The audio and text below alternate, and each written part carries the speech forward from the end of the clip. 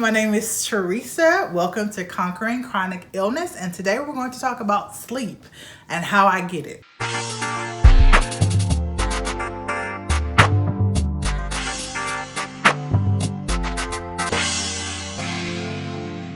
Off the top, I take Zyzal for allergies. It's over the counter, but it makes you sleepy. I take it at night. I also take melatonin, 5 milligrams every night. I have taken melatonin every night for probably 10 years. I started off at like 0.33 micrograms and have worked my way up to 5 milligrams. I found that if I take more than I need, though, it actually keeps me up. I'm not sure if there's science behind that or whatever. I've read before that if you take too much, your body won't produce it. If you take just enough, it makes your body produce more melatonin. So that might be what it is. But my daughter also takes melatonin. That is probably my go-to. I will also take Unisom or add Benadryl to my allergy medicines. I genuinely have allergies, y'all. I don't just be taking allergy medicine to go to sleep. But I will add Benadryl to my allergy medicine or swap it out for my allergy medicine if I'm not, because I take my allergy medicine to avoid like seasonal allergies. But if my seasonal allergies are acting up and I'm still having trouble sleeping, I will add Benadryl. But if they're not acting up, I will take out Zyzal and switch it for Benadryl because it makes me more sleepy more quickly.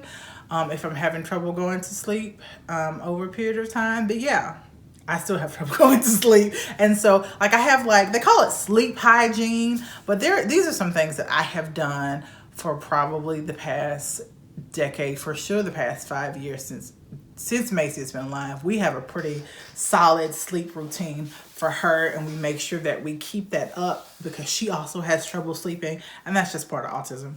My daughter's autistic. We have a whole nother channel that talks about our family, Team Lawson on YouTube, Team Lawson 225 on Instagram. Anyway, so what's the first thing I want to talk about? Having a routine, and this is something that we do with my daughter, and I have worked my routine in around her routine. And that routine starts with making sure I eat breakfast. That sounds weird, but I'm making sure I eat breakfast and lunch and dinner at specific times so that my stomach isn't weird when I go to bed, because I also deal with IC and IBS. And so, weird stomach doesn't help that. Part of my routine is making sure that our schedule allows us to be home by 7 o'clock, 7:30. We don't do stuff that has us out of the house after that. And I struggled with that for years. Especially when Macy was smaller, because even though I knew that she needed, especially when she started going to therapy centers and school and stuff, it became even more important. It was easier to get around when she was younger, but she needs that routine, and so do I. Honestly, we all need a specific sleep routine, and some people can stay up later. I can't. It just takes me longer to get to sleep, so I have to start my sleep routine a whole lot earlier. And so 7 o'clock, 7:30, we're at home because Macy does her bath at 8:30. And so that means that my bath has to be out of the way, because part of her routine is me laying down with her. It normally takes, I'm normally back downstairs by 9:30. We put her in the bath at 8:30. So all that time is devoted to me laying down with her. But once she sleeps, there can be no noise in the house when she wakes up. So that means showers have to be done by the time that she goes to sleep. And so when we're at home at 7 o'clock, it's making sure everybody's eating. It's making sure that the lights are dim, which is another thing that we do. And it's also making sure that I have taken my shower so that I can then get in the bed, right? Do I play on my phone at night? Yes.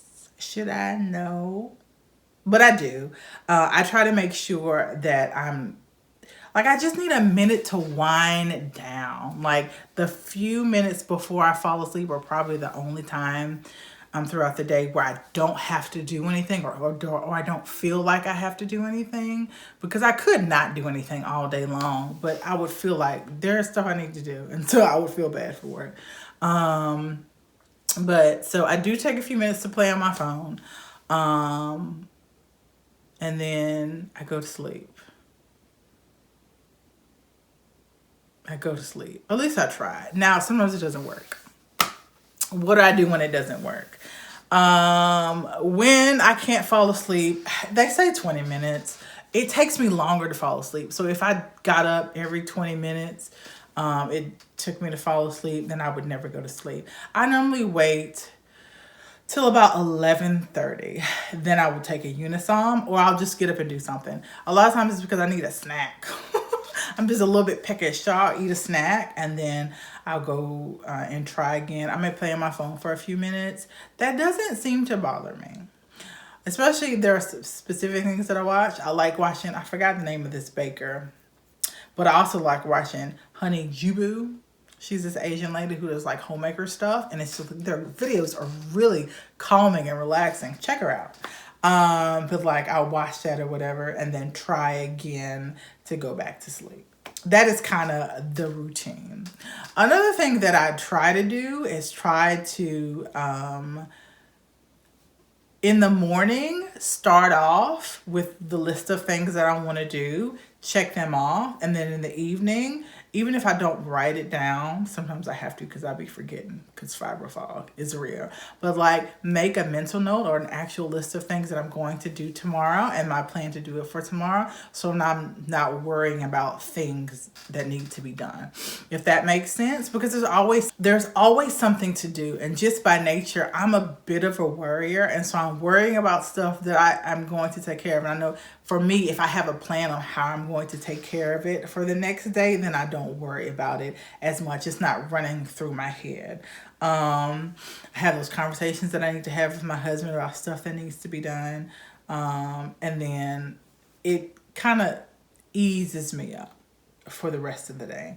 Another thing that I try to do during the day that helps me sleep at night is to move a little bit.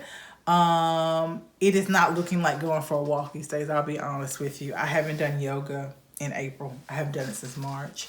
Did I do it at the beginning of April? I don't think so. It's May. I haven't done it in May yet either, but we're going to try it. My hands hurt right now. And so I have pain. I have pain in the body, but what it has looked like for me is I've been able to do a lot more meal prep. Maybe I'll have some videos coming out with that. I think I might.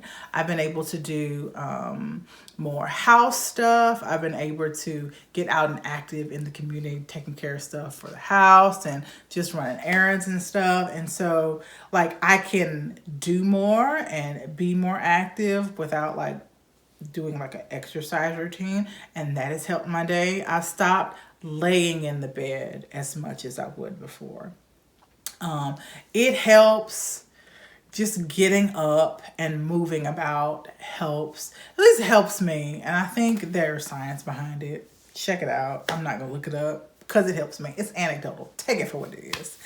Another thing that I do, and this has been something that has helped my mood throughout the day, and I think it helps you sleep at night. I don't know. I've been opening all the blinds and the windows and letting in all the natural light. We have a house that the way it's situated, it's very well lit. And we have like a skylights in our, that's technically the dining room, but we don't have a dining room table because we don't. But skylights in there and this big French door that I can open all the windows up in. And I open all the blinds and the curtains. I turn on all the lights in the house. It's pretty ridiculous. I turn on all the lights in the house and I have it lit up. And then in the evening time, I close all the blinds, we dim all the lights and have the exact opposite. That's supposed to help your circadian rhythms. Does it help? I'm guessing it does.